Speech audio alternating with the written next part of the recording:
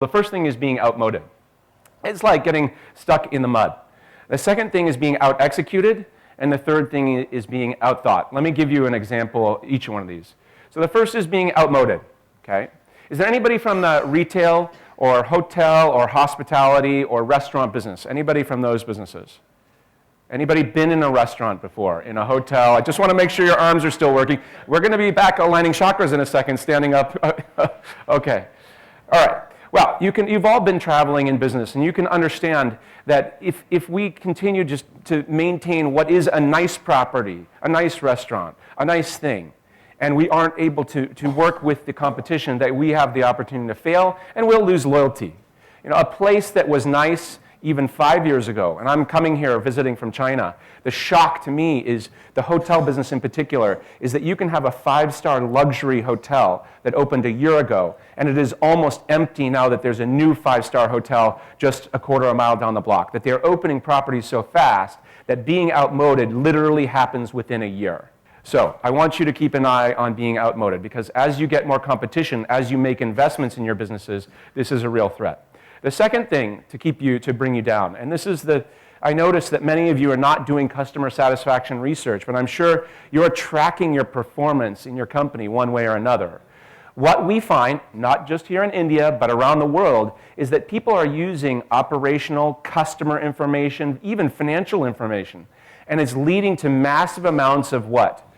I work for Microsoft, they're one of my big clients, so I have to be careful here, but it's leading to massive amounts of this stuff. PowerPoint. Are you guys familiar with the death by PowerPoint in corporate culture? And a few nods out there. Do they have that in India? Yes. You're feeling the pain, and you sink. Your heart sinks as you walk into a room that's darkened like this with no windows, and you know it's sunny out, and some guy just like puts up another PowerPoint, and you're like, oh, this will be the end of my life. Well, this is how we're managing business, right? We're somehow doing some analysis. We don't have any more points of view, as Didier Truchot told us. Recently he said to us, internal Ipsos people, enough with this PowerPoint, I want you to have a point of view. But again, Microsoft's my client, so I got to use a little PowerPoint. But what I want you to be aware of is that if you're tracking information and it stays at PowerPoint and doesn't turn to action, that you're going to be out-executed. So if it just stays and everybody believes that doing a PowerPoint is taking an action and improving your business, that's a mode to failure. And the last bit is being outthought. This is a practice that we're seeing with many, many companies. I want to get a sense if you're feeling it here too. When we talk about the voice of the customer, every senior executive says we need to understand our customer. We really, as we get into large organizations, we become much more complex than the corner shopkeeper. A corner shopkeeper never talks about, oh, we need to get back in touch with our customer, do they? They know their customer, it's their business. Every day they're asking about their customer, they're asking about their life, how are your children, what's going on, are you okay, I know that you like this, I saved one for you. A shopkeeper doesn't think about this. But as we create complex organizations with different functions, we somehow, in an effort to become very productive in our large organizations, completely lose track of the customer. Now, the next thing in the way that companies, modern companies that progress, is they said, we've lost track of the customer. We have to get track of the customer. We have to get the voice of the customer. But what they do is they get many voices of the customer. And you'll have a CRM system for the sales department, this behavioral database. You'll have surveys from the customer support, the contact center, or the website. You'll have financial reports that have some customer information, like the number of new customers that we have, or the average value of a customer coming from the finance department. You'll have market research coming from the market research and marketing department.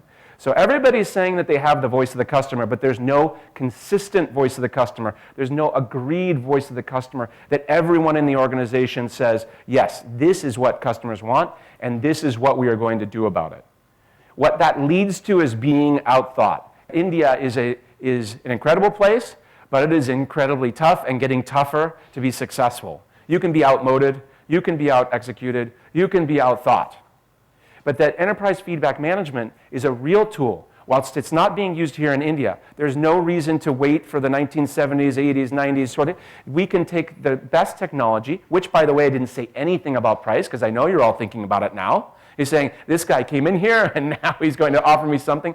This type of technology typically, when we see it being implemented, is on the order of a fifth of the cost of traditional old ways of understanding customer feedback. Why? Because it's using mobile devices, it's using the most modern technology, it's making things so productive that the cost of using it is extremely low. So if you were thinking in your head, this is some crazy thing that John brought from California, or maybe it works in Iceland or someplace else that he goes to, that's not the case. This is a technology that actually will reduce the costs that you have to run your business and to get feedback and use it for a decision-making tool.